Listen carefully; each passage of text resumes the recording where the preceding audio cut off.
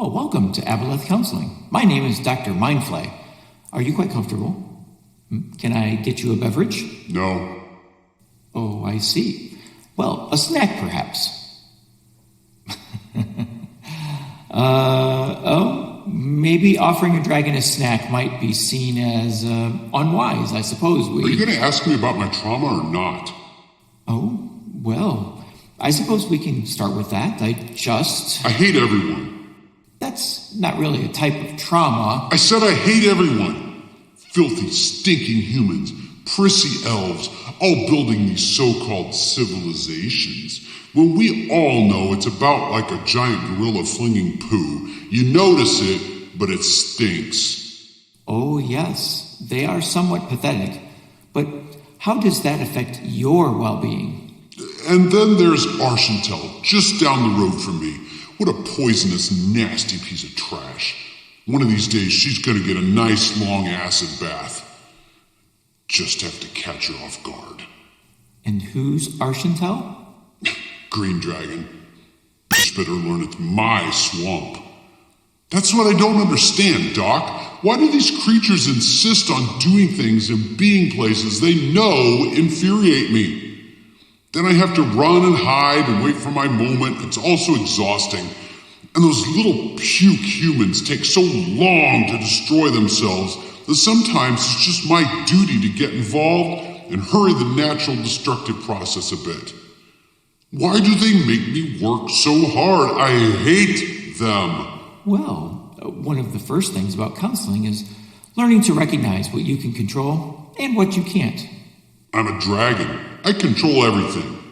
Except you just said you can't. I mean, you just said that green dragon makes you hide and wait ambush, rather than just attack you directly like a red or blue dragon might do. It sounds like your hatred might be covering for a tiny bit of insecurity. Wouldn't you agree? I think I might have that snack now after all. Well, hello everybody, and welcome to Teachers in the Dungeon. I'm Tom Gross. I'm Dan Ream, definitely showing my age. Oh, and how are you doing that? Oh, I didn't think I would have back problems, but standing for 5 hours, slinging sodas at a football game, that'll do it. Whew, we sold a lot of sodas. Actually, what we sold a lot of was that agua. Yes. Cases and cases and cases of water. We just kept bringing it, and we kept selling it. We weren't even the main concession stand. We were just a little side hustle. Side hustle. Yeah, we just had some candy bars sitting out and troughs of drinks. Yes. We had to plunge our hands into ice baths over and over and over again, searching for that last diet Mountain Dew. Yes. Or cherry Pepsi. And you might think with the heat that we've had that might have felt refreshing, but maybe the first initial, but then that ice starts scraping on your your skin and you're digging around. Ache when it comes out, because then it doesn't, I mean, even after you pull your hand out, there's still another extended period where it still hurts. And I think you mentioned to me about athletes willingly put themselves in those things and they sit. I did not. That must have been Mark or Brian. Yeah. Anyway. But we got a lot of money for game club and summer camp. And We did. Well, everybody, we are here to talk about dragons, part of our monthly series of Dungeons and Dragons. And so today you might have gathered from the intro story, this is a hateful dragon. Yes. And again, I thought for October, a black dragon would be, fit the color scheme pretty well. Mm-hmm. There are no orange dragons. No. So had to go with black. Although now that I mention it, that would be an interesting homebrew. An orange dragon? Mm-hmm. Like breathes pumpkin spice. Pumpkin spice, wow. He'd be like the Pied Piper of every village. He could clear out a village without killing anybody. So the black dragon, this dude's angry and evil. Yes. Kind of one note honestly. So this may be I mean, there's some interesting things to talk about as far as the the research that we did and kind of compiling everything, but not as like personality wise, not as interesting as a blue or a green, I would say. Right. Probably in my mind, of all the dragons we've talked about, this one's probably the easiest to run because there's not much going off to one direction or another. They are pretty right down the line, chaotic evil. Yeah. And they love that. They're vile. That's a word that came up a couple of times. Yes. They're vile. They take pleasure in watching the weak perish. Yes. And that's a good quote. I didn't find that many good quotes, honestly, for these. It was just kind of nasty. Yeah. So what's the lore on these guys? So we'll go and start with lore. So they're known as skull dragons. That's the other name given to them. And I guess that is the one quote, and you already got it here, the most evil-tempered and vile of all dragons. They're most sadistic. They are ones who will often seem to offer mercy, and then when you relax, that's when they smile and kill you anyway, just so they can watch your hope die before you do. This is a little bit of behavior. So actually, I'll say that for behavior. They will work hard at, as far as lore about how they behave. Sorry, not behave, but just about them. They work hard at self-preservation, but they will die before allowing any other creature to master them. So their pride will get in the way of their self-preservation. Right. At the end, as we suggested in the little opener, they do like watching humanoid civilizations collapse. They're kind of looking for that to happen. They hate other dragons. And that's, at first I was like, well, yeah, the other chromatic. I thought, no, that's not. Other chromatics are not like that. Others, like the reds come the closest, but for them it's just more contempt for every other dragon. But these actively hate. If they find a weaker dragon, they will kill it, if they can. Yes. But if they come across a stronger one, they run away. Right, to the point where they might even just move their entire lair. Yes. To get away from something that would kill them. So that's a little bit distinct from other dragons. And I think a little bit later we'll talk about that, watching civilizations die, because there's an item of pride in what they collect from those civilizations. Right. So other things, they are served by kobolds quite often. And kobolds are generally not very nice anyway, but they become even more cruel and evil under their influence.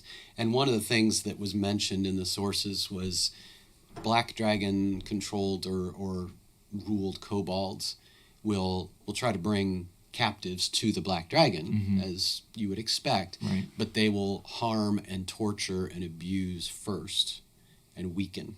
Okay. And then bring... Which shows the influence. Yeah, it's like pulling wings off a insect or something, just to or be mean. Legs off a daddy long leg. As you already mentioned, they like loot from fallen civilizations. An item gains value if it's a remembrance of a past lost time, especially if somebody else wants it. So they don't necessarily value things intrinsically. It's, oh, you want this? Now it matters to me. Yeah. Type of a thing. Right. They do like opals, and they like metals that don't corrode, which makes sense. Yeah. I forgot. The other creatures that will serve them are shambling mounds, oozes, and undead. Oozes is a funny one, although I suppose when they breathe their acid, it's oozy kind of in such ways. And being in swamps and stuff. Yeah, and the shambling mounds, I found a stat that says that sometimes a shambling mound will just come out of nowhere from the influence of a black dragon. Oh, okay. Yeah. That's cool. They fly into a rage if you even look at their horde. Don't look. Reminds me. Sorry, it shouldn't remind me, but the scene in Spinal Tap where Nigel is showing his guitars, And the guy reaches for it. No, don't touch it. Don't touch it. Well, can I look? No, don't even look. You've looked at this one long enough. No, let's. Yes. They eat fish and seafood, and their eggs must be submerged in acid in order to gestate. In fact, I remember, I think, seeing that it wasn't just that, it was strong acid was Yes. the source that I looked at. So, wow. I mean, so the thinking behind that is the acid kind of toughens up the egg and what's inside, so that when it hatches, it's already immune to its own breath weapon. Mm-hmm. So, okay, that's cool. Any other lore that you found? I didn't. I've got appearance. Okay. I don't know. Do we put that in with? Why don't you lore? Yeah, go ahead and tell us appearance, and then we'll go to behavior after that. So, as you said, they're known as the skull dragons. And so that comes from, they have deep eye sockets and broad nasal passages, which give it that sort of gaunt look. But even such, beyond that, is the dragon's hide appears acid damaged, which gives that hide sort of a skeletal sort of look, which is where the skull comes from. They have large spiked horns that are of a bone color. And then they have a flat tongue. I don't know that any other dragon has been we haven't really heard anything about the tongue of these dragons. No. But the black dragon has a flat tongue that drips acid slime. And these are also ones where, I think this is opposite of most, the black dragon, when it's born, is shiny black. Most of the other dragons started a very dull. Right. And as they grow, they turn into the color. But this one's opposite. They start shiny black, and then as they age, the black dulls a bit as a camouflage for a swamp sort of setting. Okay. So that's their appearance. So behavior-wise, what I kind of jumped over from the lore is, and this could fit in a number of categories, we've kind of gone over that, but they will attack the weakest enemy first, cruelly, and to just ram home the fact that you're all going to die. So that's pleasant. They spy on and are aware of other dragons, probably more than typical. They, as we said, they will flee the more powerful, kill the less powerful, and they, as we said, they will deceive whenever they can, merely for sadistic purposes. I thought this entirely unsurprising, but family life, they are solitary. Yes. They are not good parents. They will save themselves before saving their young. Yes. They'll try to protect their young, but they will flee if it comes down to it. And then the one thing that is a little funny, the females pick the males when they mate, and it's based on horde size. You could read all kinds of levels into that. Yes. And then they will fight over him. They will fly into the air and fight, and he gets to watch. And he watches. Yes. Interesting. Before we got to that part, I was thinking the black dragon is sort of the Grinch of dragons. He sits off in the distance and watches the civilization having a good time, and they're going to have Christmas, and he gets so mad and angry, and he wants them to feel the loss of whatever, and so he goes down. So, I don't know. I was just thinking when you said that he will watch from afar, that's exactly what the Grinch does, and just makes himself angrier and angrier until he does something about it. And there's a little torture there to it as well. Yeah. The Grinch is not just, he doesn't just come and say, don't. He steals all their stuff. Yep. So he didn't want it. He just doesn't want them to have it. That's right. That's right. So that's all I have for behavior. Okay. I forget where we go next. Do we want to do habitat or stats? Let's do stats. Okay. And I got so wrapped up in the text of the Black Dragon, I forgot to look at stats. So I'll have you. So, and again, we've never gone into huge spreadsheet comparisons. That might be something fun to do at some point. Yeah. But they are below green dragons in power, so they're one of the weaker. They're just above white dragons, and so the difference comes down to what I see, I'm sure there's a little bit of difference in HP and all of that, but I think the main difference is, although they are quite powerful physically, they can compare, like they go to toe-to-toe physically with a blue dragon, probably, and be pretty close, but they are not particularly intelligent or wise. They're not dumb. They're still above, all their stats are above average or right at average. I think both of them are still like a +1 or something. Okay. But that compared to another, they're going to be, it makes sense that they run and hide because they will probably be outthought, outfoxed by any, particularly a green dragon, because that's all green dragons do is fool people. So the deceptions of the black dragon are not particularly devious. They're just cruel. Yeah, well crafted. Yes. Yeah. So other than that, they, as we've already mentioned, they have acid breath, and that is in a 90-foot line rather than a cone. Right. So that's more like what the blue has. They have. Did you find lair actions? Did you want to talk about that, or do you want me to? I did find lair actions. Yeah, I know you. You get into the lair actions. I do like lair actions. So when you get to the lair of a black and regional dragon, effects and regional effects, yeah. In fact, let's work out to in. Okay. So we'll start with the regional effects. So when you get in within 6 miles of a black dragon's lair, the terrain becomes difficult because of the twisted nature and sort of the overgrowth of land, and so it just takes longer to work your way through that. Kind of like an entanglement, I suppose. It's not grabbing onto you, it's just difficult to pass through. You don't want to drink water within 1 mile of a black dragon. I mean, it's probably going to be swamp water anyway, so, if you've been taught right, you don't drink still water, but even a flowing stream near a black dragon, if it's within 1 mile, you're going to throw it up. So it might be refreshing at the moment, but you will end up getting rid of that. And there's also a slight fog, and that goes back out to that 6 mile range. So you're in heavy growth in a fog and vile water as you get closer.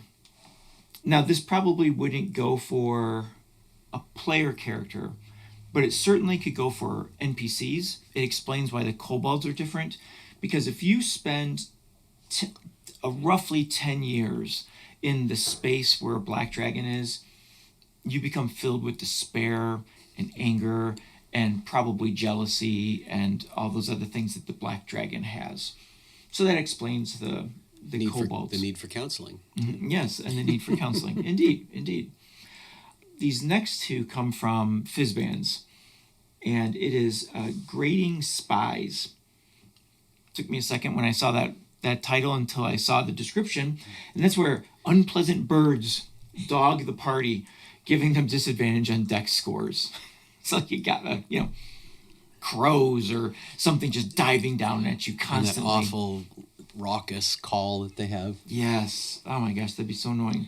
And then Rotting Domain, which is where stinging bugs become ultra aggressive when you're in the lair of, or the lair, the region of a black dragon, which also would be terribly annoying. Constantly getting stung. If you've got like plate armor on, it gets down in your armor and stings you. Oh gosh, just all of that.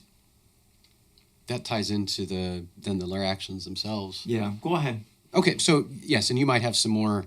I didn't get real specific, but lair actions that can hit you if you're in and attacking. Clouds of stinging insects, pools of water can rush out and overwhelm opponents. We came across that very early in our D&D careers. Yes. Knocked a bunch of us into the water. And then just darkness. Magical darkness. Right. Besides just swamps, they mentioned caves that are desolate kind of caves. They might also lair in a grotto or ruins. Ruins was yes. Yeah. Ruins is definitely where you would find them. So that, I think, leads us to notable named dragons. Now, I don't have a lot to talk about here, even though there are over 24 named dragons that I found. Right. But they tend to be kind of one note. Yep. And the one thing I found that was unusual is they have a remarkably large number of the named black dragons either became Dracoliches or attempted to become Dracoliches. And that caught me off guard a little bit, but I thought, well, these are despairing, bitter, weak, and they know it, but they don't want anyone else to know it, and they hate it, dragons. Yes. So there's only one route to overcoming, and becoming more, if you're a dragon, an evil dragon, and that's Dracolich. Yes, yes. And they have that sense of self-preservation, which going Dracolich is sort of an odd way of preservation, but it does make them somewhat immortal at that point. So I found, well, I'll let you go. I've got a couple named ones just to mention real briefly, but if there's one that you were particularly interested in, I'll let you. Yeah, I chose this one because people might know this dragon, general listeners. So I'm wondering if I picked one that you've got, because his name is Raker. Yep. Okay. So he was in the Evermore Marshes, and he battled with the cult of the dragon to... sorry, I don't know that I said that right. He battled alongside the cult of the dragon against an elk tribe. The battle was over. A famous helmet that we all know and love from Honor Among Thieves, and that is the helm of disjunction. Yes, which is what they have to have in the movie to get into the vault to do what they need to do.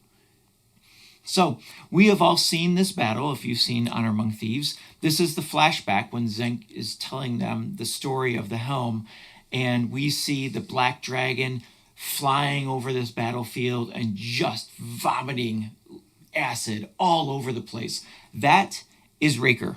Okay. Just a little. So they're looking for the helm of disjunction. I'll just do a little Zenk story here.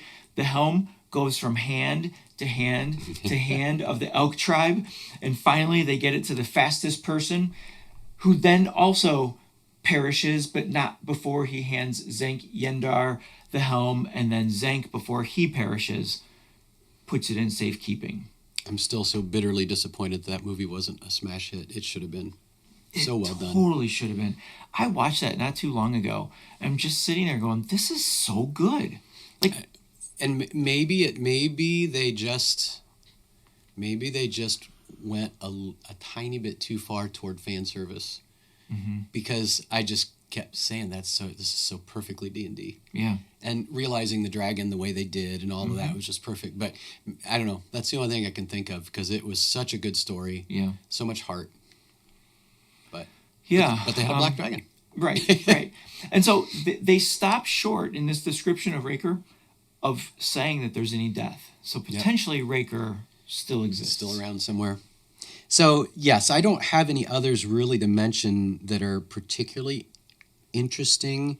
They're all awful. Yeah. And I guess in a way I don't want to be like, I don't want to say, well, they have to show some sort of goodness to be interesting. It's not that. But they're kind of one note. The one that I found interesting was actually two, which have names that have about 15 or 20 letters in them. Voraganamanthar. Nice. And Werverendor. They are siblings with a psychic connection. The moment they were born, they slaughtered all their siblings and ran away from their parents. Gosh.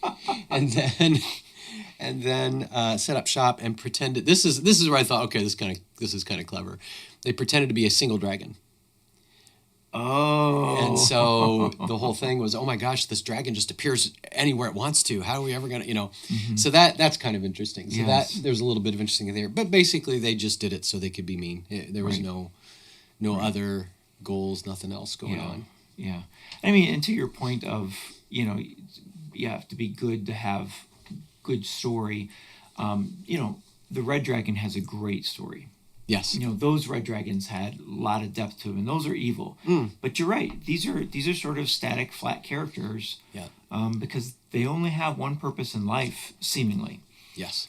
I suppose one way you could role play it is what if you've got that like weird dragon black dragon who knows he's supposed to do these things, but for some reason has a conscience. Well, I don't know. Yes, that, it kind of harkens back to when we talked about crystal dragons, that they will occasionally try to adopt white dragons. Right. And turn them good. I don't know who would bother with a black dragon. Yeah. Maybe a silver would be good enough hearted. Yeah. But that would, I feel like that'd be the only one. Yeah. But, well, I mean, doing the role play thing, since you kind of started that, I didn't have much there either. I think, but in a way, as a DM, they're one of the easier dragons. Yes. Because you just have to lean into the vanity and pride, sheer cruelty. And here's where you and I always talk about this. They're not super intelligent. So it's easier to play. You don't have to be as smart. I mean, if you have to be as smart as the character, they're a much easier dragon to play than a gold or a blue or anything like that. Right. Yeah. Yes, that is very true. I can see that. And, as far as creating an adventure, it's a real kind of just one shot. Go kill the black dragon. Well, actually, I came up with some other things. Good. There is that. They're a straightforward villain to kill. You don't feel bad about it. That's nice. Yeah. But they could be a quest giver, because it does say they will keep you alive if you are useful. Oh. So okay. The black dragon could swoop down on your party of third level characters and say, I will just destroy the flesh off your bones right now if you don't go and do this thing for me. Okay. They're ambush fighters. The actual other thing I thought could be really, you could leverage, is their hatred of other dragons. Yeah. So maybe your party is just struggling and fighting against a green dragon. And there's no way, they have no way to know how they're going to ever succeed in this. And maybe you drop some clues that they're being watched this whole time. Oh, yeah. And if the battle, they manage to weaken the green dragon, that's when the black rushes in and finishes it off. And, and then again, if you're playing sheer cruelty, it probably would turn on them. So as a DM, you could either be that awful, or maybe it's wounded by that point. And and doesn't want to face the party. Yeah. Yeah, that makes sense. Because when you start talking about that to be useful to the black dragon, you could go after something that it fears, and it's just going to turn on. Yes. It's a mean thing to do, but at the same time, the players also have to know the lore as well. Yeah, or learn the lore that you drop. Along the way. Yes. By telling your players to listen to Teachers in the Dungeon. Yeah. Which you should be doing on a regular basis anyway. You should be. Or what are you even doing with your life? That's right. So, what a villain. Yes. What a villain. It's good to have villain, creatures like that kind of scattered throughout too. Right. You gotta have the valleys if you're gonna have the mountain peaks. Right. And for those parties that they think about, do we have to kill it? Can we save it? Can we change it? Can we? Not the black dragon. Yep. It's you can just throw that in there, and they can feel comfortable that actually by eliminating the black dragon, they're saving a lot more. Yeah. So, alrighty.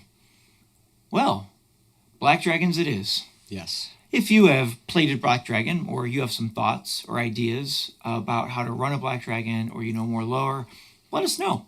teachersinthedungeon@gmail.com is how you get in touch with us that way.